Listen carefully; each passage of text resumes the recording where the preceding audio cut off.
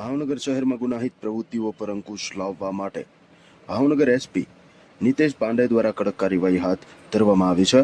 Prohibition તેમજ શરીર સંબંધિત ગુનામાં સંડોવાયેલા અસામાજિક તત્વોના રહેણાંક મકાનો પર ડિમોલેશન કરવામાં આવ્યું, જેમાં એક મહિલા સહિત 4 ઇસમોના મકાનો પર બુલડોઝર ફેરવાયું છે. આ કાર્યવાહી દરમિયાન સિટી ડીવાયએસપી સહિત 150થી વધુ પોલીસ કર્મચારીઓનો કાફલો અને 2 જેસીબી મશીનો તૈનાત કરવામાં આવ્યા હતા. એકાએક હાથ ધરાયેલી આ ડિમોલેશન કામગીરીથી શહેરમાં અન્ય ગુનાહિત પ્રવૃત્તિ ધરાવતા ઈસમોમાં ફફડાટ ફેલાયો છે.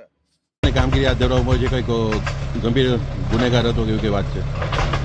શહેરના સિંધુનગર વિસ્તાર, મફતનગર વિસ્તાર તથા સુભાષનગર વિસ્તારમાં પ્રોહી બુટલેગર્સ તથા શરીર સંબંધી ગુનાઓ કરેલ અસામાજિક તત્વોના ડિમોલેશનની ડ્રાઈવ અનુસંધાને માનનીય એસપી સાહેબની સીધી દેખરેખ હેઠળ આજે ડિમોલિશનની કામગીરી ચાલુ છે.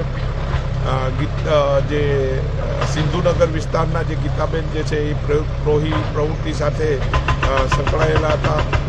તેનું જે રહેઠાણ મકાન જે હતું ગેરકાયદેસર તેનું ડિમોલિશન કરેલું છે. હાલમાં ધવલ મકવાણા કરીને જે શરીર સંબંધી ગુના સાથે સંકળાયેલી સમ છે તેની જે છે ડિમોલેશનની હાલમાં કામગીરી ચાલુ છે.